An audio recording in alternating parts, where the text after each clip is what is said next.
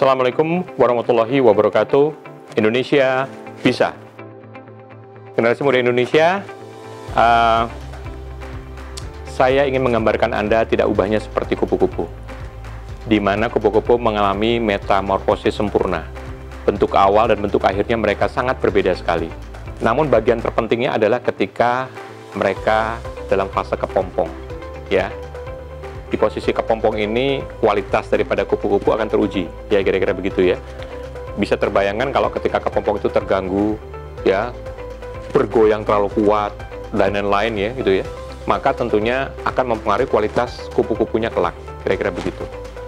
Nah, kita berharap Anda semua menjadi generasi muda yang luar biasa, kupu-kupu penjaga NKRI di masa depan, dan berkualitas. Oleh karena itu, ketika Anda saat ini dalam posisi sedang di kepompong, fokuslah untuk menyiapkan diri Anda untuk siap menyongsong masa depan Anda.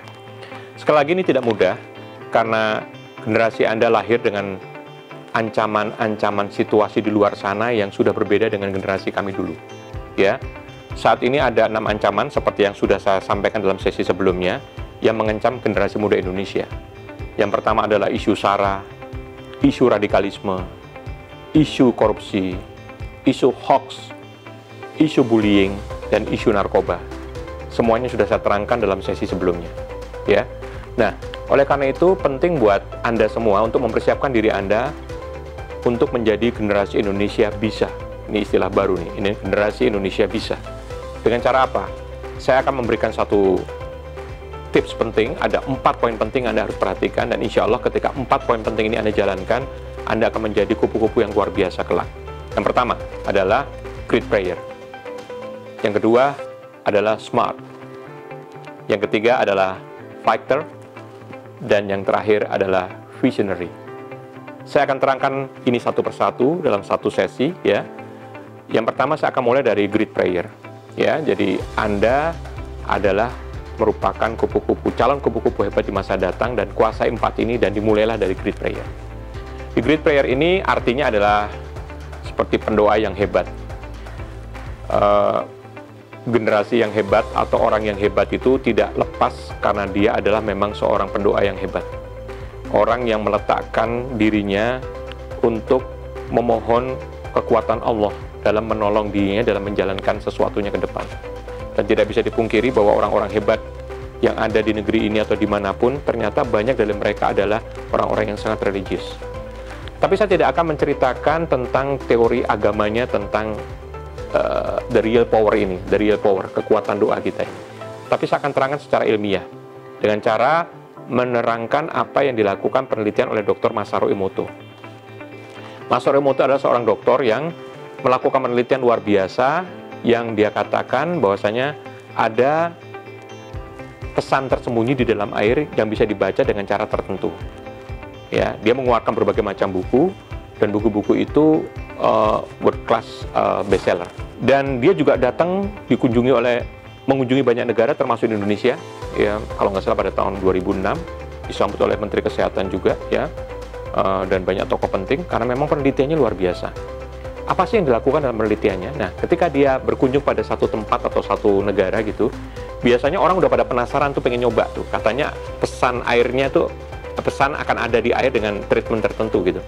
Mereka rata-rata sudah bawa air sendiri tuh, air mineral dan segala macam gitu ya, untuk kemudian dites oleh Masaru Emoto.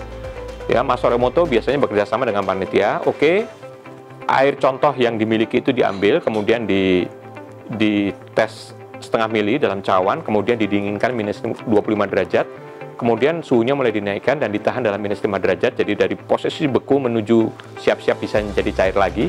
Dan kemudian dengan perbesaran 100 sampai 200 kali mikroskop, maka kemudian diteliti. Dan hasilnya ketika dilihat adalah tidak ada apa-apa. Atau ya busek-busek aja gitu. Ya buram gitu lah. Diulang, berulang-ulang, dilakukan, dan hasilnya sama. Nah, itu yang terjadi. Tapi kemudian Masaru Emoto meminta ulang. Ayo, dilakukan ulang lagi. Yaitu dengan cara Anda harus memberikan pesan rasa cinta kepada air ini.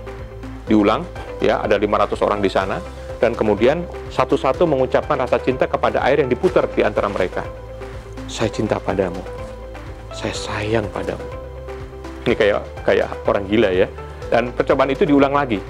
Setelah air ini berkeliling untuk 500 orang, kemudian air yang sudah diungkapkan rasa cinta itu kemudian diteteskan lagi di dalam cawan setengah mili, dibekukan minus 25 derajat, dinaikkan suhunya minus 5 derajat, kemudian diukur lagi dan dilihat lagi dengan mikroskop tadi. Apa yang terjadi? Air yang telah menerima rasa cinta dari 500 orang tersebut ternyata menghasilkan gambar yang seperti ini. Ada kristal yang sangat presisi, sangat jelas, sangat clear, ya, yang sebelumnya tidak ada. Nah, ini mengejutkan banyak orang karena airnya air milik mereka, alatnya alat mereka, matanya juga mata mereka sendiri, kira-kira begitu ya. Dan percobaan itu dilakukan dalam berbagai macam bentuk dan konsisten hasilnya. Contohnya adalah, ini adalah dua air yang sumbernya sama, yang sebelah kiri itu ditempeli tulisan angel dan yang sebelah kanan ditempeli tulisan demon. Demon itu artinya setan. Sumber yang sama memberikan reaksi yang berbeda. Yang sebelah kiri seperti mahkota berlian dan yang sebelah kanan seperti karang bolong. Kira-kira begitu. Ya, ada lagi sumber yang sama, airnya dimasukkan dalam botol dan diberikan tulisan. Yang sebelah kiri tulisannya adalah terima kasih. Setelah diberikan tulisan terima kasih, dilihat kristalnya luar biasa. Ya, kemudian tulisan itu dihapus, kan sudah mengandung kristal bagus. Kemudian ditulisi kamu bodoh.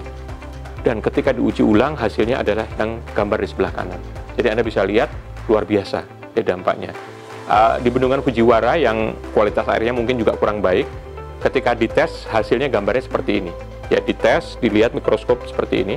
Kemudian oleh para pemuka agama di sana, mereka berdoa kepada Tuhan memohon kebaikan bagi air itu. Dan tidak lama kemudian setelah diuji, keluarlah hasil gambar seperti ini ketika dideteksi dengan mikroskop setelah doa. Luar biasa. Ya, jadi ini hanya untuk menunjukkan bahwasanya ini kayaknya air ini menjadi sesuatu yang sifatnya barang ciptaan Allah yang betul-betul bisa membaca reaksi, ya, bisa membaca reaksi terhadap doa. Ya, jadi terhadap pengabulan suatu doa. Ya, kira-kira begitu. Nah, jadi reaksinya bisa dibaca sama dia. Bukan dia menjawab, tapi dia bisa membaca reaksi jawaban dari Allah. Kira-kira begitu. Banyak orang-orang Jepang yang penasaran dan protes karena dia tidak bisa melihat sendiri masing-masing percobaan itu. Dan kemudian Masaru Emoto mensyaratkan, udahlah, pakai percobaan sendiri-sendiri aja. Yaitu, coba di rumah sendiri-sendiri, coba dalam satu keluarga, 3 toples, ya, diisi beras yang sama, diisi air yang sama, kemudian diperlakukan berbeda. Sekali lagi, berasnya sama, airnya sama, tapi perlakuannya berbeda. Apa perlakuannya? Setiap hari satu keluarga itu harus mengucapkan gelas nomor 1 dengan rasa sayang, gelas nomor 2 dengan rasa maki-maki atau dimaki-maki atau dibenci, dan gelas yang ketiga tidak diajak bicara. Dilakukan oleh satu keluarga secara terus-menerus. Hari pertama, bapaknya mengucapkan selamat pagi, bagaimana kabarnya sayang, dan yang kedua dimaki-maki, kamu bodoh, kamu goblok, dan yang ketiga nggak diajak bicara. Istrinya melakukan yang sama, anaknya melakukan yang sama. 1 bulan kemudian, yang terjadi adalah gelas pertama menjadi menguning, meragi, ya tentunya tidak segar lagi, tapi mau wangi, baunya wangi seperti tape gitu ya. Nah, yang kedua, yang dimaki-maki ini warnanya hitam dan bau busuk. Dan yang ketiga, itu yang dicuekin justru yang paling parah, ya. Tidak hanya hitam dan bau busuk, tapi juga mengeras. Jadi, ini adalah suatu gambaran bahwasanya kalau kita bicara beras itu seperti daging kita. Kalau kita bicara air itu seperti darah kita, keringat kita, lemak kita, cairan yang ada dalam tubuh kita lah. Ya, so betapa pentingnya kita dalam berpikir dan mengucapkan kata-kata keluar maupun ke dalam. Karena itu akan mempengaruhi tubuh kita dan mempengaruhi orang lain juga.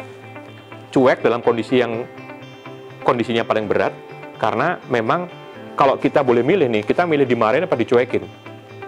Ketika ini lempar pertanyaan kepada banyak orang gitu ya, maka semuanya akan menjawab, mendingan dimarahin lah, sakitnya 1 kali. Tapi kalau dicuekin, waduh sakitnya berhari-hari, kira-kira begitu ya. Nah, that's true. Dan banyak yang konyol ketika orang tua memarahi anaknya dengan cara dicuekin. Ya, kira-kira begitu. Semoga ini memberikan gambaran tentang bagaimana air ternyata bereaksi terhadap treatment yang diberikan kepada air itu. Doa juga. Jadi jawaban Allah itu terbaca oleh air itu. Kira-kira begitu. Nah, hal yang terpenting bahwasanya di sini teori ini adalah teori yang ilmiah, karena kalau kita hubungkan dengan teori agama misalnya, kita hubungkan dengan teori agama, ada hubungannya juga. Jadi begini, dalam satu hadis, Rasulullah SAW itu tersengat kalajengking, dan kemudian bengkak, dan kemudian obatnya adalah dengan memberikan air, yang diberikan garam, diaduk, dan diberikan doa al-ikhlas 3 kali.